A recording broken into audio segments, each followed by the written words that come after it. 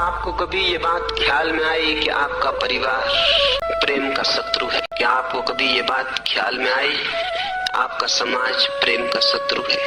क्या आपको ये बात कभी ख्याल में आई कि मनुष्य से लेकर आज तक के सभी नीतिकार प्रेम के विरोधी हैं? जीवन का केंद्र है परिवार, और परिवार विवाह पर खड़ा किया गया है, जबकि परिवार प्रेम पर खड़ा होना चाहिए था।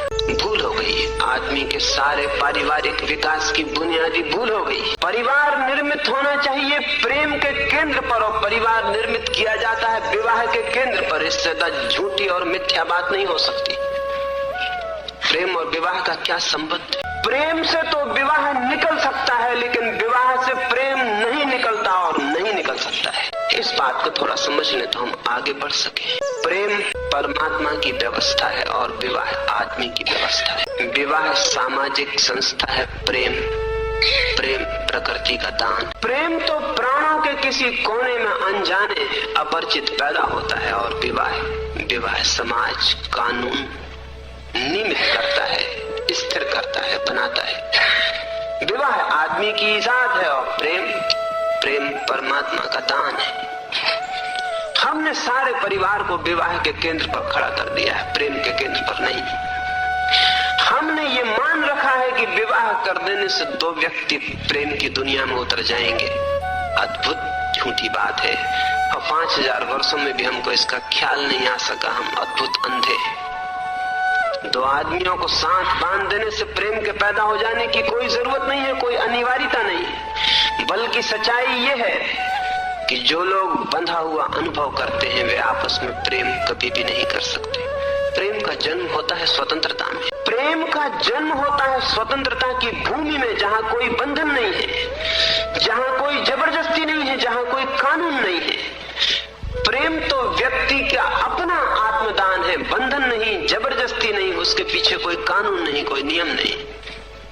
लेकिन हमने आज तक की मनुष्यता की सभ्यता को सारी दुनिया में प्रेम से वंचित कर दिया। शुरू किरण जो प्रेम की पैदा होती है स्त्री या पुरुष के मन में, युवक और युवती के मन में, उस पहली किरण की हम गला घोंट के हत्या कर देते।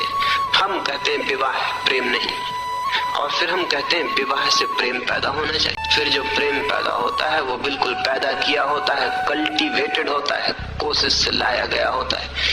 वो प्रेम वास्तविक नहीं होता है, वो प्रेम स्पॉन्टेनियस नहीं होता, वो प्रेम प्राणों से सहज उठता नहीं, फैलता नहीं। और जिसे हम विवाह से उत्पन्न प्रेम कहते हैं, वो प्रेम केवल सहवास के कारण पैदा हुआ मोह होता है। प्राणों की ललक और प्राणों का आकर्षण और प्राणों की विद्युत वहां अनुपस्थित होती है, फिर ये परिवार बनता है।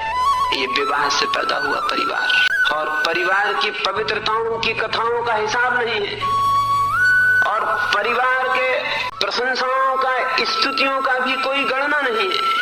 और परिवार सबसे कुरूप संस्था साबित हुई है पूरे मनुष्य को विकृत करने में, परवर्टेड करने में। प्रेम से शून्य परिवार मनुष्य को विकृत करने में, अधार्मिक करने में, हिंसक बनाने में सबसे बड़ी संस्था साबित हुई। प्रेम से शून्य परिवार से ज्यादा अगली और कुरूप कुछ भी नहीं है, और वही अधर्म का अड्डा बना हुआ है। क्यों? जब एक बार एक युवक और युवती को हम विवाह में बांध देते हैं बिना प्रेम के, बिना आंतरिक परिचय के, बिना एक दूसरों के प्राणों के संगीत के, जब हम केवल धागों में और पंडित के मंत्रों में और वेदी की पूजा में और थोथे उपक्रम में उनको विवाह में बांध देते हैं, और फिर आशा करते हैं उनको साथ छोड़ के कि उनके जीवन में प्रेम पैदा हो जाएगा। प्रेम पैदा नहीं होता, सिर्फ उनके संबंध कामुक होते हैं, सेक्सुअल होते हैं, कोई संबंध नहीं होते। और जब उनका प्रेम पैदा नहीं हो पाता है, क्योंकि प्रेम पैदा किया नहीं जा सकता, प्रेम पैदा हो जाए तो दो व्यक्ति साथ जुड़ के परिवार का निर्माण कर सकते हैं। लेकिन दो व्यक्तियों को परिवार के निर्माण के लिए जोड़ दिया जाए और फिर आशा की जाए कि प्रेम पैदा हो जाए, ये नहीं हो सकता। और जब प्रेम पैदा नहीं होता है तो क्या परिणाम घटित होते हैं आपको पता है। एक एक परिवार कल है, जिसको गृहस्थी हम कहते हैं, वो संघर्ष, कलह, द्वेष, ईर्ष्या और 24 घंटे के उपद्रव का अड्डा बना हुआ है, लेकिन न मालूम हम कैसे अंधे हैं, कैसे हम देखते भी नहीं। बाहर जब हम निकलते हैं तो हम मुस्कुराते हुए निकलते हैं, सब घर के आंसू पहुंच के बाहर आ जाते हैं। पत्नी भी हंसती हुई मालूम पड़ती, पति भी हंसता हुआ मालूम पड़ता है। ये चेहरे झूठे हैं, ये दूसरों को दिखाई पड़ने वाले चेहरे। घरों के भीतर के चेहरे बहुत आंसुओं से भरे हुए। 24 घंटे कलह और संघर्ष में जीवन बीत रहा है। फिर इस कलह और संघर्ष के परिणाम होंगे, 2 परिणाम होंगे। एक तो परिणाम ये होगा कि प्रेम के अतिरिक्त किसी व्यक्ति के जीवन में फुलफिलमेंट, आत्म तृप्ति नहीं उपलब्ध होती। प्रेम जो है वो व्यक्तित्व की तृप्ति का चरम बिंदु है, और जब प्रेम नहीं मिलता तो व्यक्तित्व हमेशा अनफुलफिल्ड, हमेशा अधूरा, बेचैन, तड़पता हुआ, मांग करता हुआ कि मुझे पूर्ति चाहिए, हमेशा बेचैन तड़पता हुआ रह जाता है। ये तड़पता हुआ व्यक्तित्व समाज में अनाचार पैदा करता है।